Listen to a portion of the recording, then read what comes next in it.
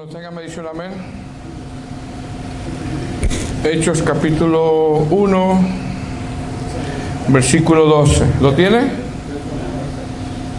Dice la palabra del Señor. Entonces volvieron a Jerusalén desde el monte que se llama del Olivar, el cual está cerca de Jerusalén, camino de un día de reposo. Y entrados, subieron al aposento alto donde moraban Pedro y Jacobo, Juan, Andrés, Felipe, Tomás, Bartolomé, Mateo, Jacobo hijo de Alfeo, Simón el celote y Judas hermano de Jacobo.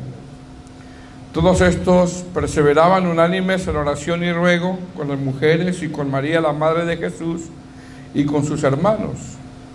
En aquellos días Pedro se levantó en medio de los hermanos, y los reunidos eran como 120 en número, y dijo: varones hermanos, era necesario que se cumpliese la escritura en que el Espíritu Santo habló antes por boca de David acerca de Judas, que fue guía de los que prendieron a Jesús, y era contado con nosotros, y tenía parte de este ministerio.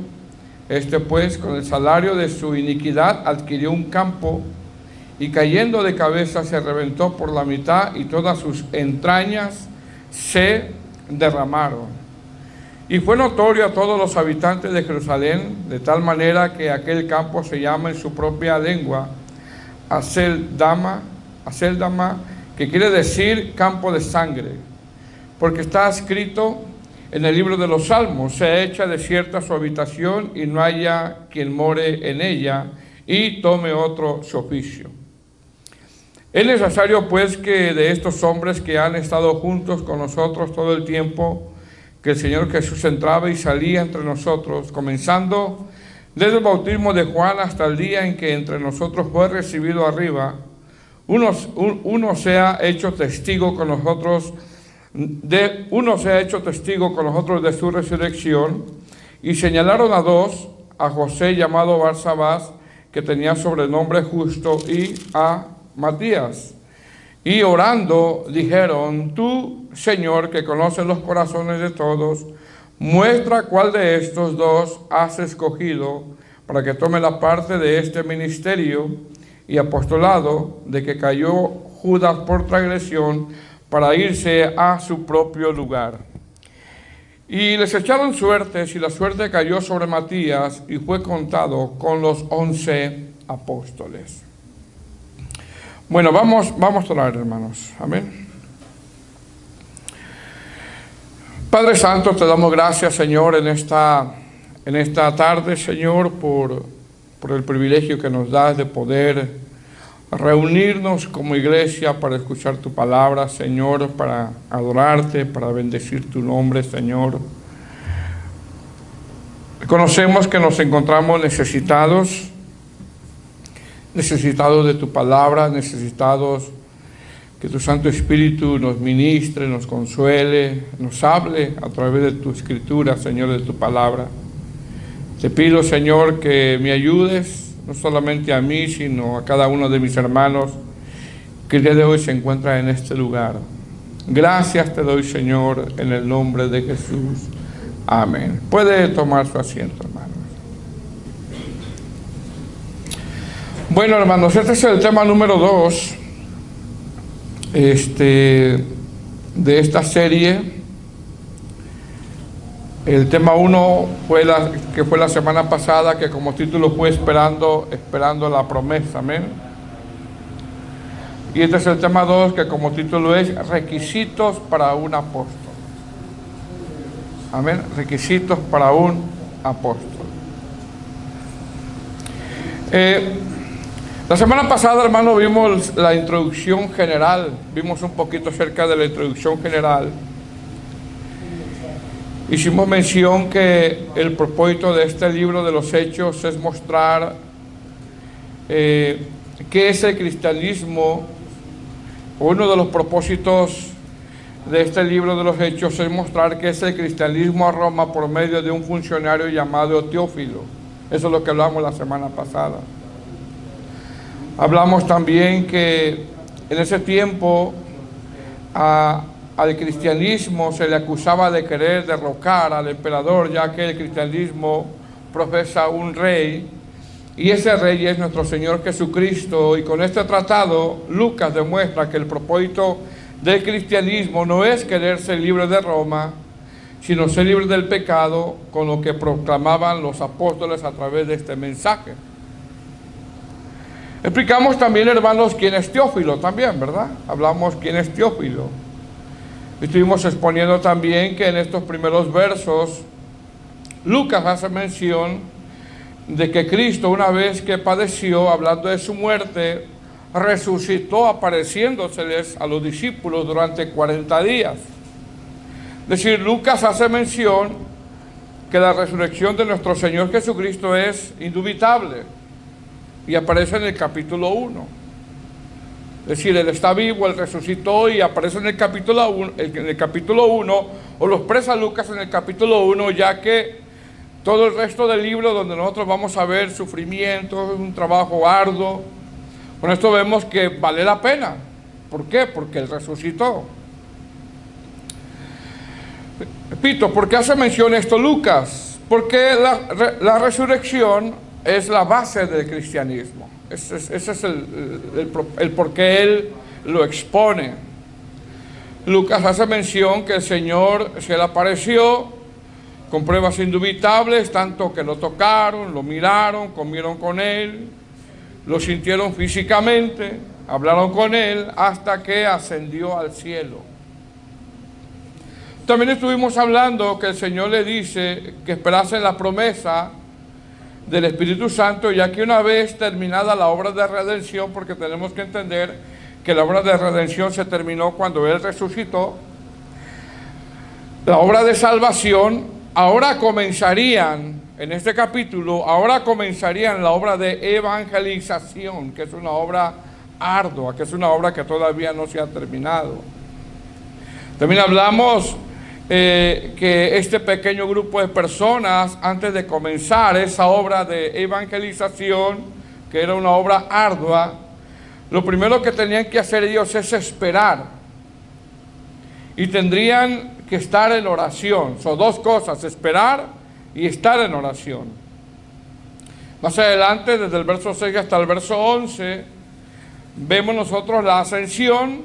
Repito, el Señor les da promesa de la venida del Espíritu Santo, les dice: esperen. El Señor asciende al cielo, y cuando el Señor fue alzado, aparecieron dos varones con vestiduras blancas, que eran ángeles, diciéndoles: ¿por qué estás mirando al cielo? Este mismo Jesús que ha sido tomado de vosotros al cielo, así vendrá como le habéis visto ir al cielo. Eso fue lo último que ellos miraron cuando vieron al Señor ascender. Es decir, ¿qué le está diciendo estos ángeles a los apóstoles? Número uno, que de la misma manera que Él se fue, así vendrá. Eso ya lo vimos en Hechos 1:6. Número dos, que su ida fue visible y así vendrá. Va a ser visible. Apocalipsis 1:7. Aquí viene con las nubes y todo ojo le verá. Y número tres, que desde el monte de los olivos, que es donde Él se fue, ahí mismo regresará, ahí mismo vendrá. Zacarías 14:4, donde dice: se afirmarán sus pies en aquel día sobre el monte de los olivos, hablando de la segunda venida de Cristo. Ahora, ¿qué vemos después de estos pasajes, hermanos? Vemos que después de la ascensión, vemos la elección del sucesor de Judas, que son los textos siguientes, son los textos que vamos a ver el día de hoy. ¿Cómo podemos nosotros dividir estos textos que vamos a abordar? Que son, al parecer son 10 textos, del capítulo 1. Número 1, del verso 12 al verso 14, vemos a los apóstoles orando. Número 2, desde el verso 15 hasta el verso 19, vemos el relato de la trágica muerte de Judas.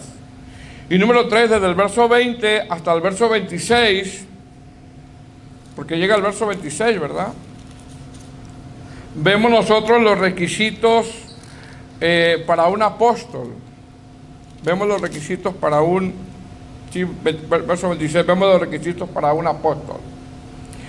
Entonces, estamos en el verso 2, hermanos. Primer encabezado: los apóstoles están orando del verso 1 al 14. ¿Lo tiene?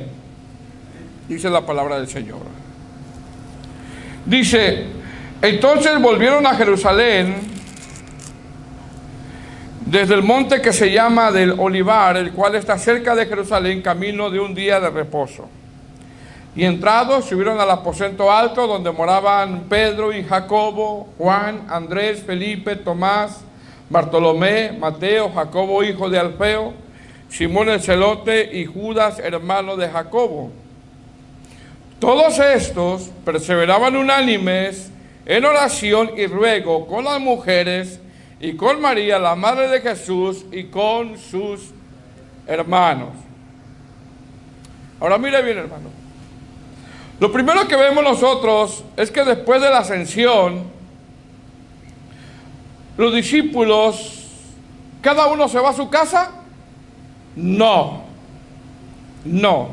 Nosotros vemos que los discípulos vuelven a un lugar llamado el aposento alto, donde se cree que ahí habían pasado lo que nosotros conocemos como la última cena. Y lo primero que hacen ellos, hermano, es orar. Amén. Orar. Es decir, ¿qué vemos aquí? Vemos prioridades, hermano. Vemos prioridades. Es decir, una vez que nuestro Señor Jesucristo asciende en presencia de ellos y reciben esta orden de esperar la promesa, ellos regresan a Jerusalén, donde el monte que se llama el Olivar, camino de un día de reposo. Ellos llegan ahí, hermano, llegan al aposento alto y ellos comienzan a orar. Comienzan a orar. Dice el verso 2, entonces volvieron a Jerusalén desde el monte que se llama del Olivar, que es el monte de los olivos, el cual está cerca de Jerusalén, camino de un día de reposo. Ahora, ¿qué es un día de reposo? Yo sé que ha escuchado esta palabra, ¿verdad? ¿Qué es un día de reposo o camino de un día de reposo? Bueno, nosotros sabemos, hermano, que los judíos guardan el sábado. Y al guardar el sábado, ellos tenían prohibido caminar en sábado distancias largas. No podían caminar ellos más de 2 millas en día de reposo.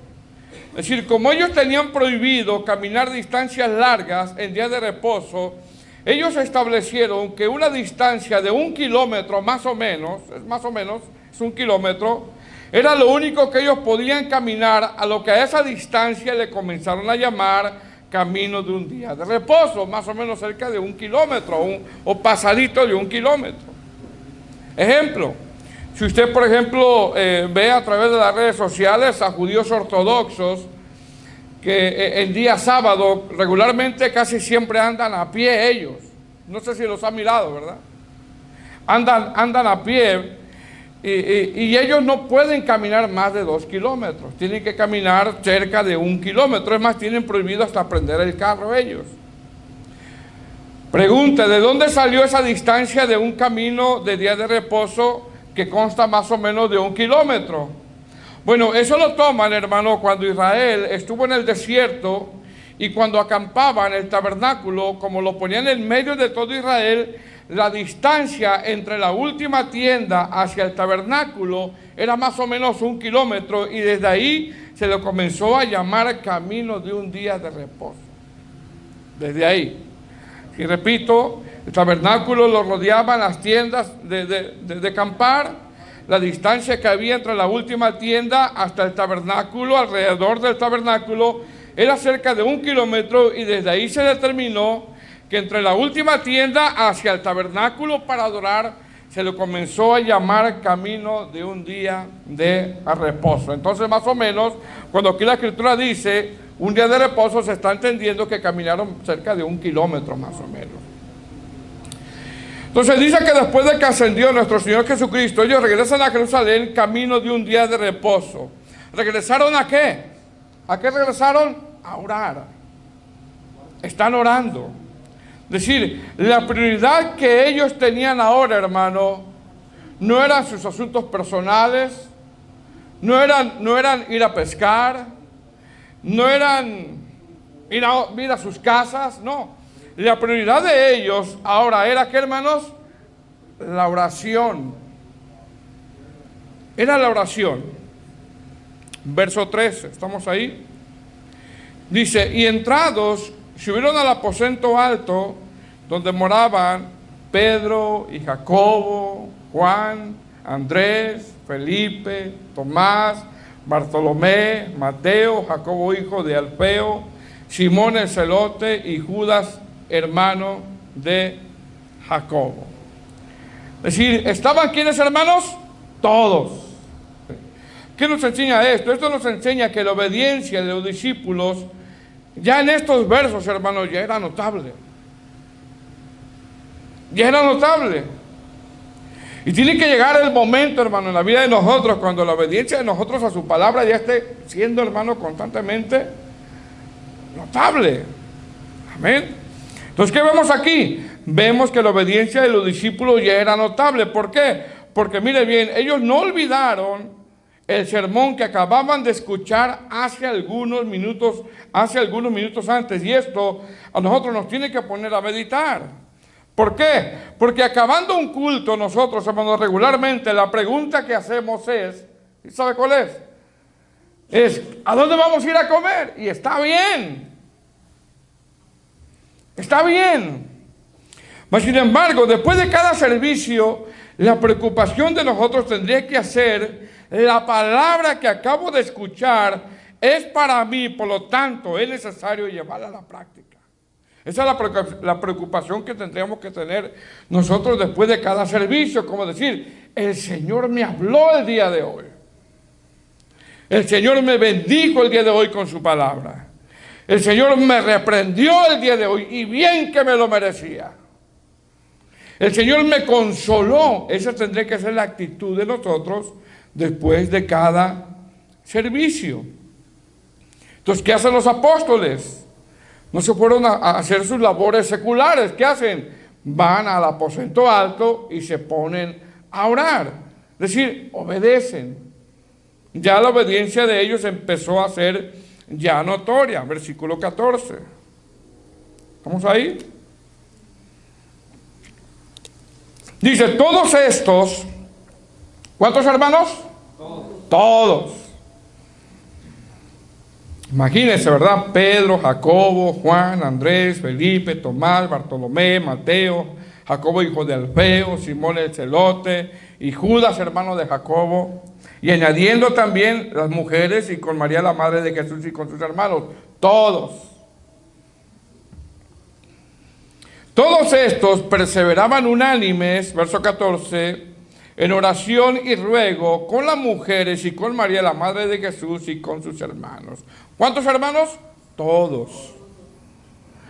Es decir, ¿qué vemos en este pequeño grupo de personas, hermano? Vemos prioridades, vemos oración, vemos que están orando, vemos que están unidos, vemos que ya no están peleando, vemos que ya no están diciendo quién es mayor de todos, vemos que ya no están discutiendo sobre quién es el mayor, no, ya no se están echando en cara, tú lo negaste.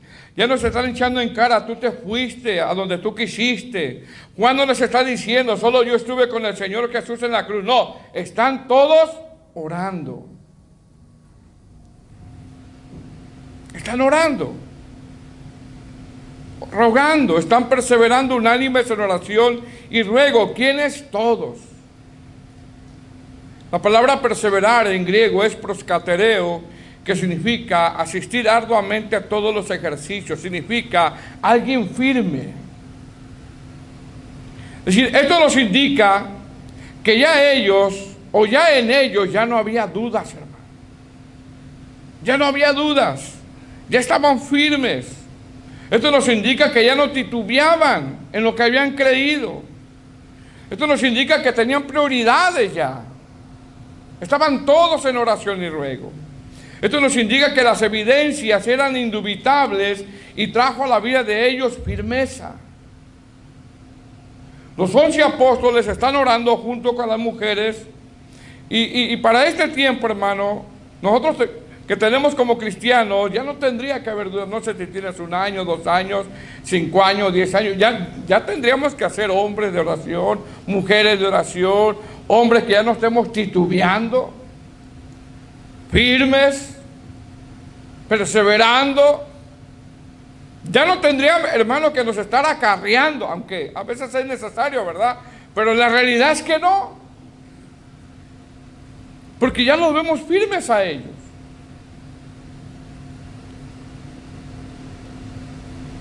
Pero el tiempo que llevamos, hermanos, ya tendremos que saber nosotros que en la vida cristiana hay batallas, hay luchas, hay pruebas, hay circunstancias difíciles.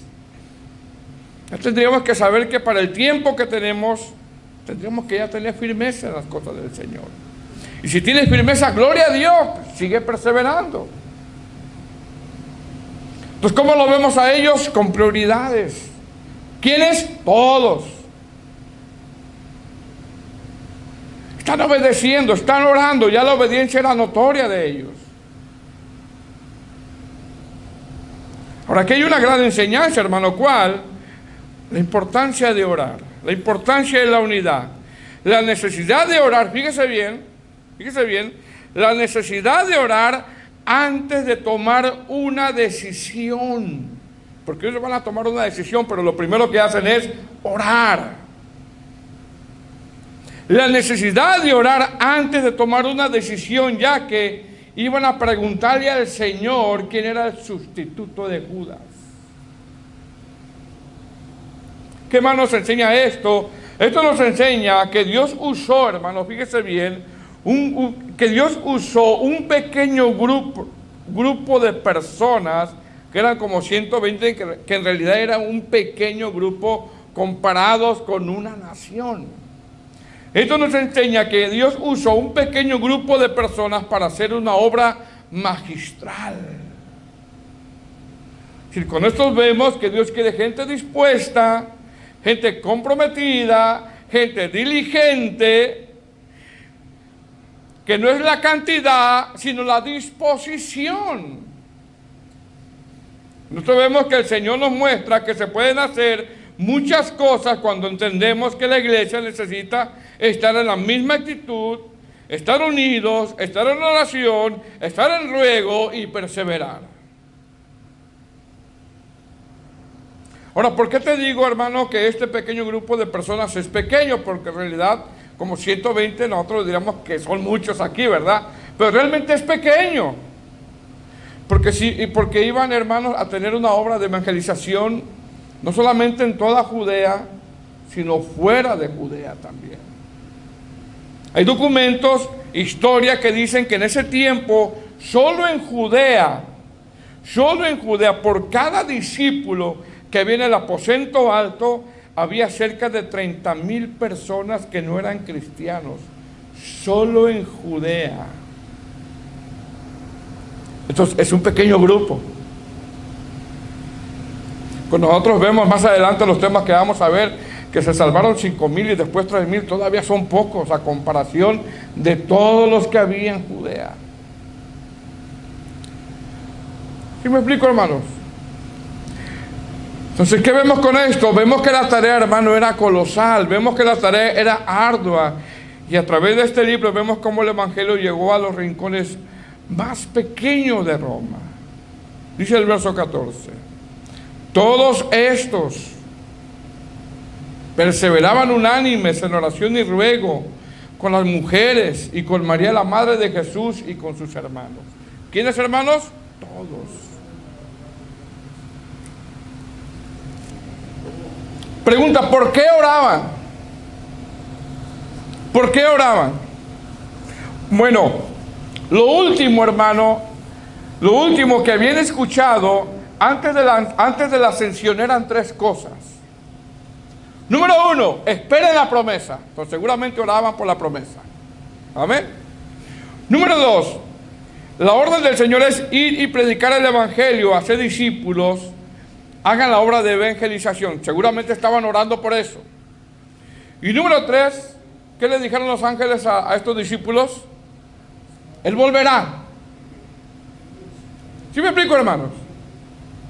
Es decir, como ponen algunos eruditos, lo más probable es que este pequeño grupo de personas oraba, número 1, oraban por la promesa del Espíritu Santo, como decir: Señor, mándanos la promesa, porque sin el Espíritu Santo no podemos hacer esta obra. Sin el Espíritu Santo nada podemos hacer.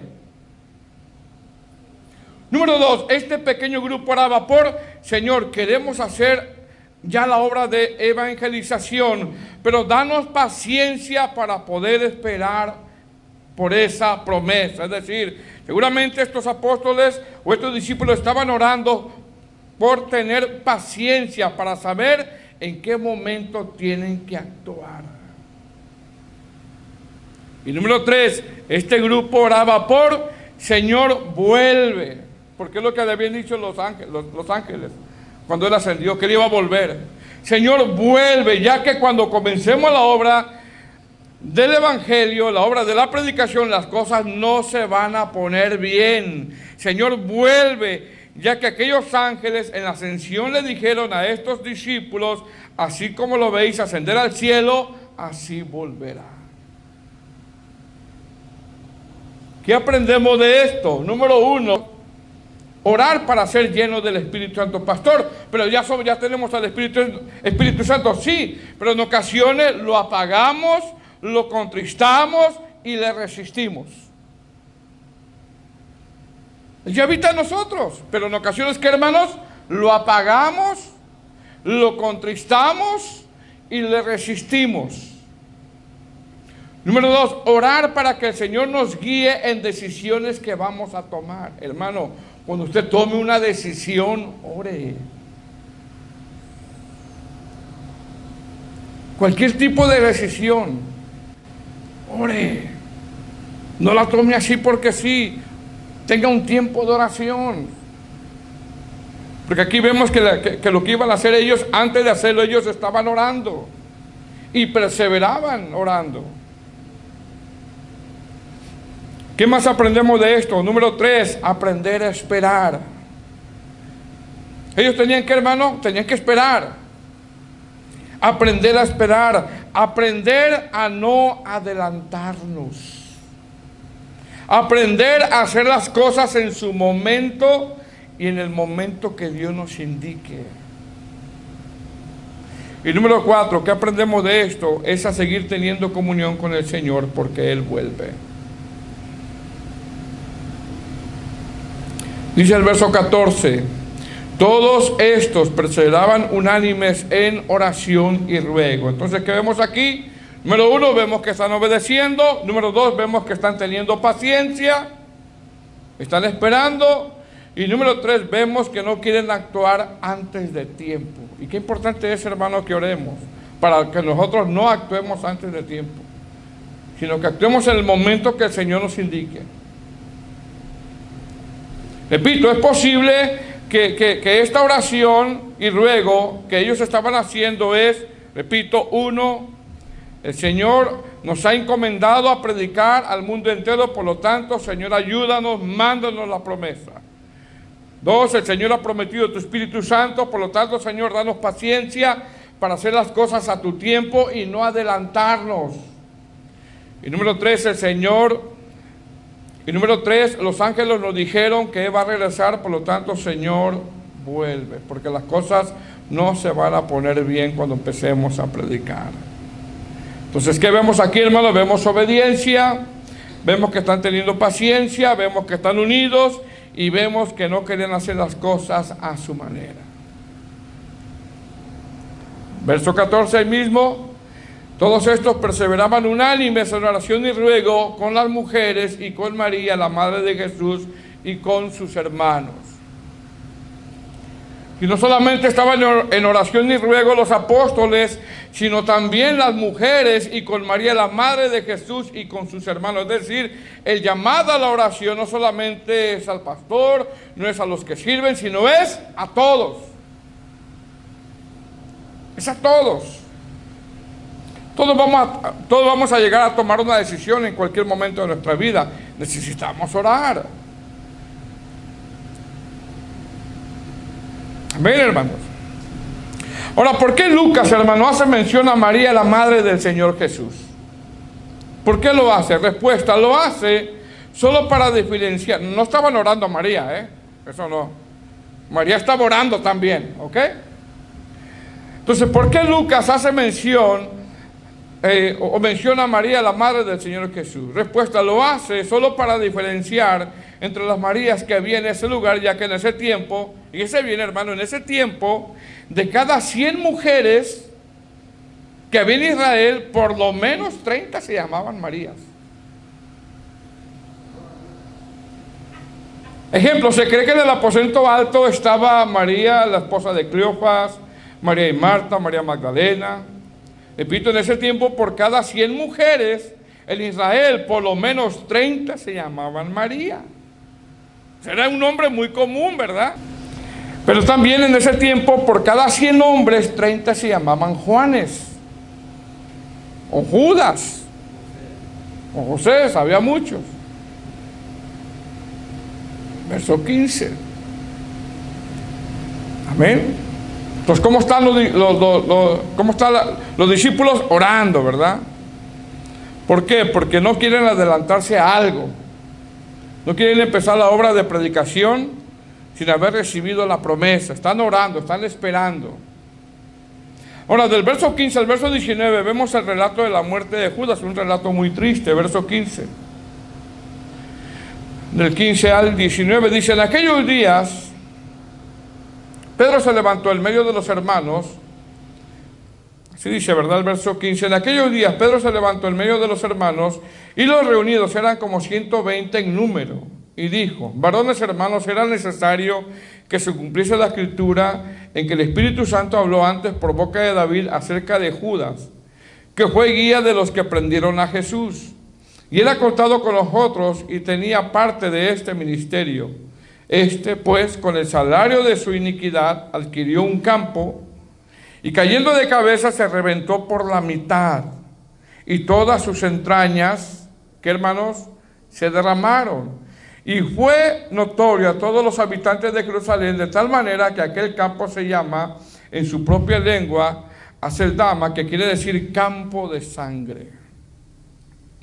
Ahora, una vez que la palabra del Señor, hermano, nos muestra que los discípulos están orando, están unánimes, están en gozo, están rogando al Señor, Pedro se levanta y comienza a hablar resaltando el suceso de cómo Judas Iscariote murió y cómo tiene que ser reemplazado en base a lo que decían las profecías. Es decir, número uno, Pedro está junto con los demás apóstoles y tienen las escrituras. Fíjese bien, tenemos que notar eso. Número dos, Pedro está junto con los demás apóstoles y están en oración. Y número tres, Pedro, hermano, se apoya en las escrituras. Es decir, es necesario siempre nosotros, hermano, apoyarnos siempre en la palabra de Dios. Dice el verso 16. Varones hermanos, era necesario, fíjese cómo dice, era necesario que se cumpliese la escritura en que el Espíritu Santo habló antes por la boca de David acerca de Judas, que fue guía de los que prendieron a Jesús.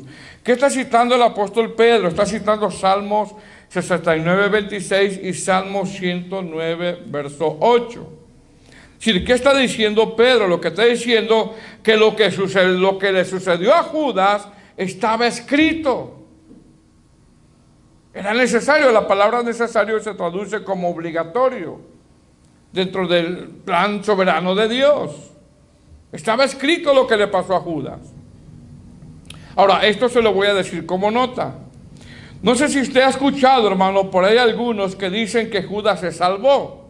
Porque de repente por ahí, si usted navega en las redes sociales, por ahí va a encontrar personas que dicen que Judas, no sé si lo ha encontrado, ¿verdad? Pero muchos argumentan que Judas se salvó.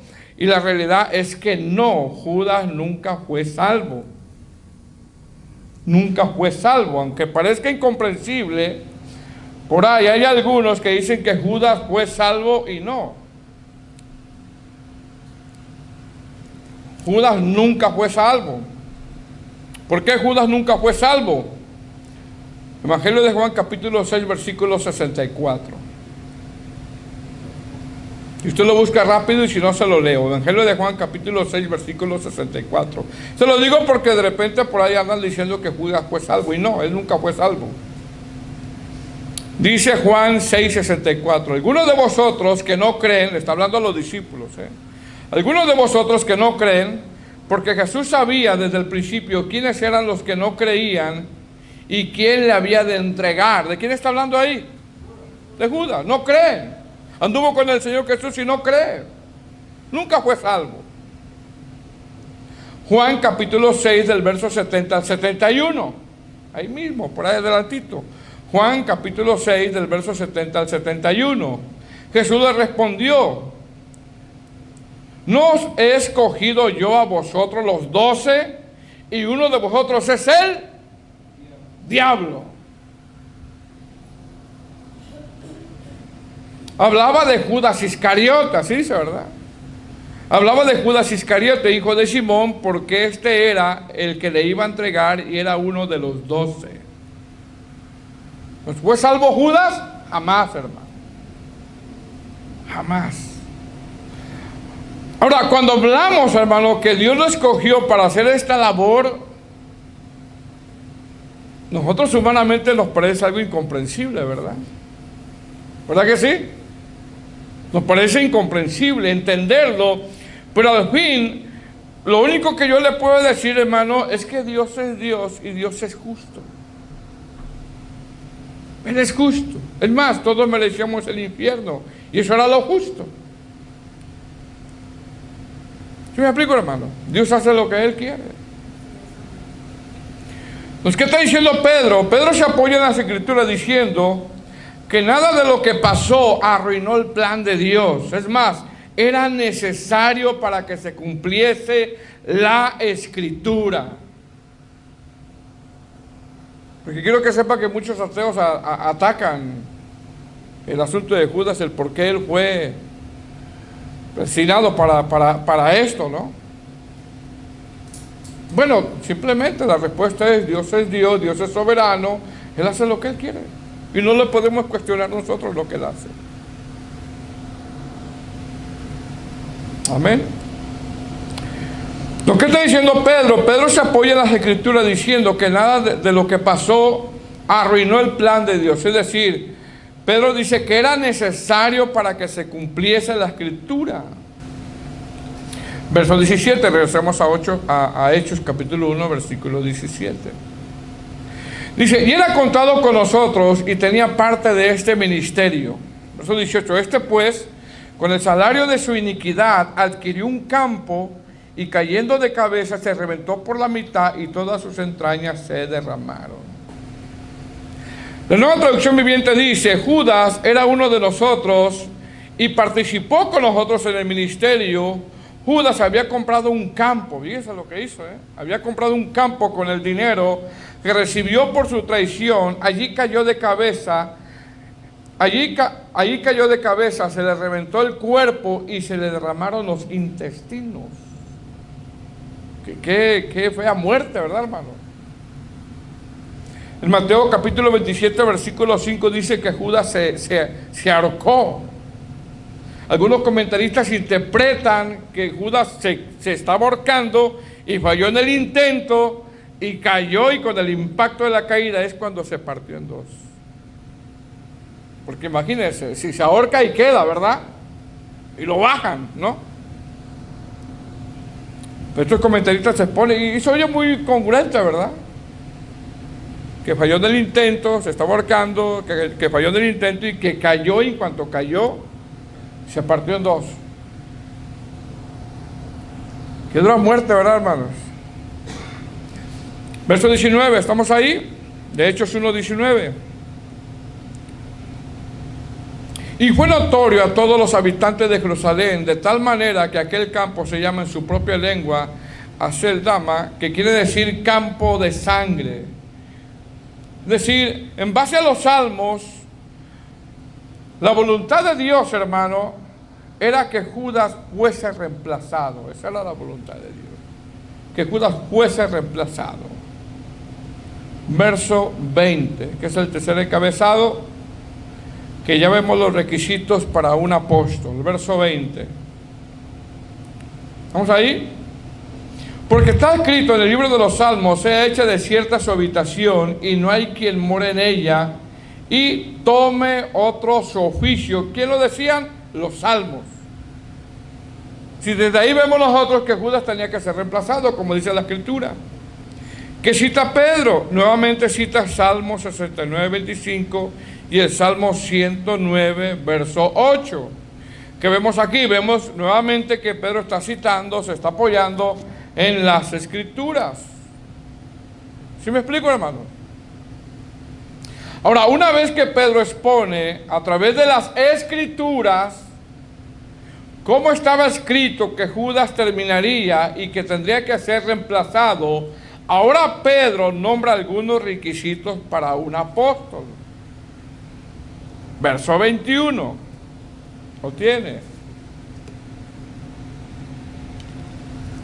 Dice, es necesario, mira los requisitos para un apóstol, es necesario, esta palabra necesario se traduce como indispensable, como obligatorio.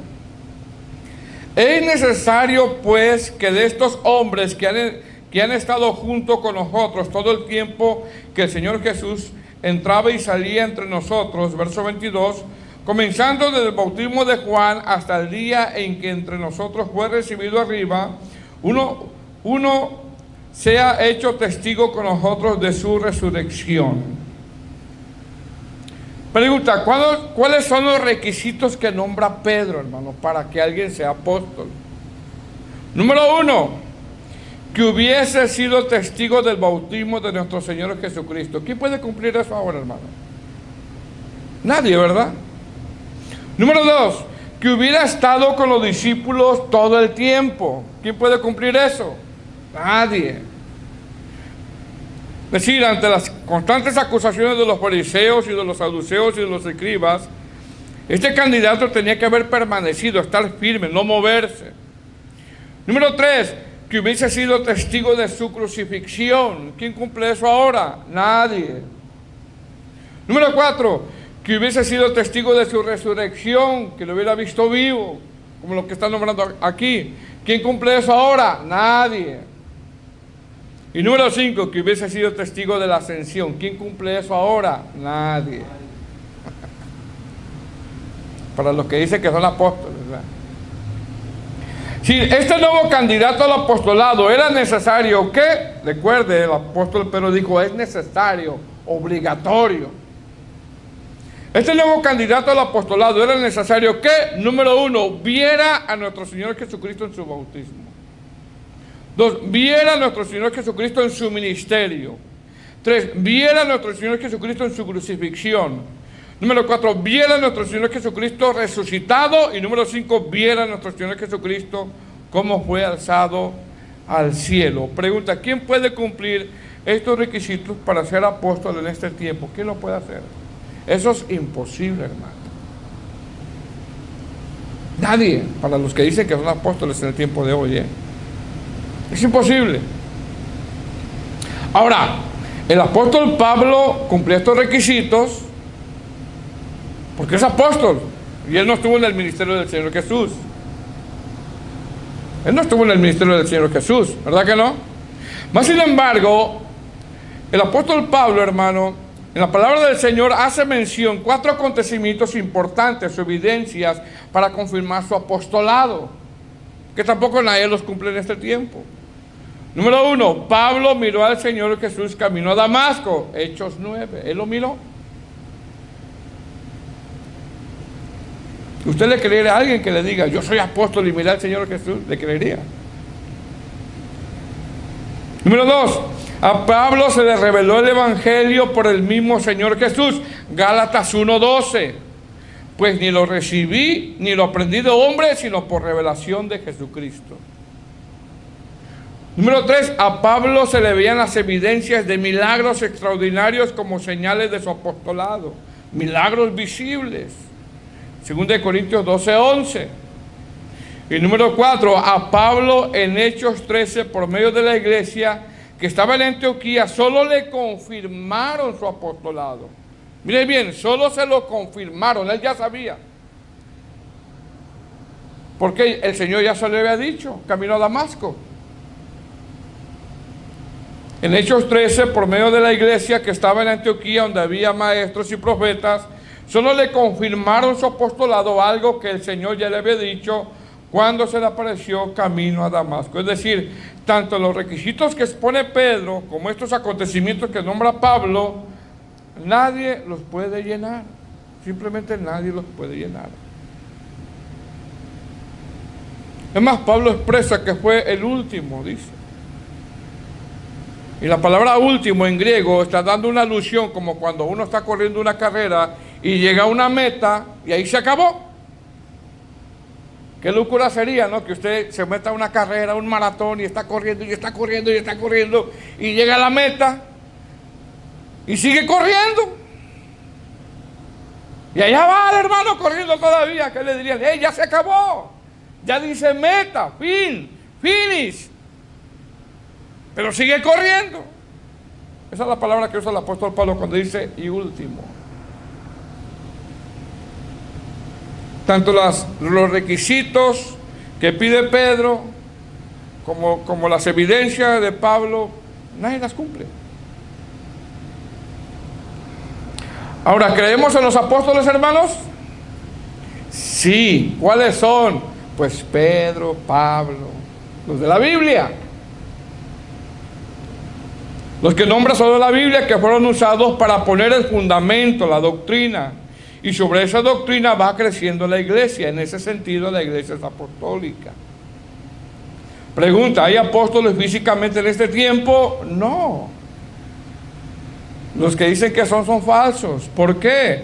Porque estos apóstoles fueron usados para poner el fundamento. Y una vez que ya está el fundamento, la iglesia tiene que crecer sobre ese mismo fundamento. Así que cuidado con aquellos que dicen que son apóstoles. Porque si usted los analiza, dicen cada barbaridad, hermanos. Y muchas doctrinas fuera de la Biblia. Verso 23. ¿Estamos ahí? Y señalaron a dos, a José llamado Barsabás, que tenía por sobrenombre Justo, y a Matías. Verso 24. ¿Y qué, hermanos? Y orando.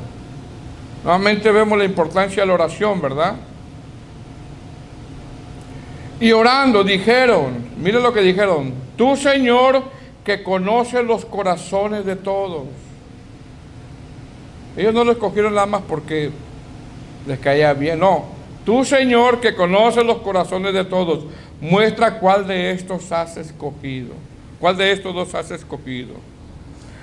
¿Qué más vemos? Vemos que Pedro hace mención que es Dios quien bajo su soberanía decidirá quién es el sucesor de Judas, ya que Él conoce los corazones. Verso 25. Para que tome la parte de este ministerio y apostolado de que cayó Judas por transgresión para irse a su propio lugar. Y les echaron suertes, y la suerte cayó sobre Matías, y fue contado con los 11 apóstoles. Si de esta frase echaron suertes, hermano, no es aplicable como nosotros la conocemos, que me voy a los casinos a echar suerte. No quiere decir eso, No quiere decir eso. Esta frase, echaron suertes, era un método muy frecuente en el Antiguo Testamento. Por ejemplo, está en Levítico 19:8, Números 26:55, Josué 7:14, 1 Samuel 10:20, Proverbios 16:33. Es decir, entre los judíos esto era algo muy natural, muy normal, debido a que todas las tareas y puestos en el templo se distribuirían de esta manera, dando a entender: Señor, tú escógelos, tú muéstralos, tú señala a quién le toca tal oficio. ¿Me explico, hermano? Ahora, ¿por qué no se usa este método ya en este tiempo? Bueno, ya no se usa, ya que ahora nosotros, para elegir alguien candidato al ministerio, no apóstoles, sino a algún ministerio como diaconado, nosotros ya tenemos el canon cerrado y claramente nosotros vemos las cualidades de algún aspirante que quiere estar en el ministerio. Es más, por inspiración del Espíritu Santo, en las cartas pastorales, ya desde ahí, por ejemplo en la carta de Timoteo, ya desde ahí, ese método se dejó de usar, ya que ya en esa carta ya se establecieron los requisitos para los aspirantes a algún ministerio, entendiendo que Pablo fue el último apóstol. esto. ¿Qué vemos aquí, hermano, entonces? Número 1, los discípulos obedecieron. Su obediencia empezó a ser notoria. Amén, empezó a ser notoria. Número 2, los discípulos estaban en unidad. 3, los discípulos están en oración, todos. 4, los discípulos estaban en las Escrituras también, porque Pedro cita las Escrituras. Número 5, los discípulos no querían adelantarse a hacer algo que Dios no les indicara, como salir a predicar, tenían que esperar la promesa. Número 6, los discípulos estaban en espera. Y número 7, los discípulos, el hacer la obra de predicación, no lo iban a hacer solos. Ellos necesitaban la promesa del Espíritu Santo. Amén. Bueno, vamos a continuar el próximo día.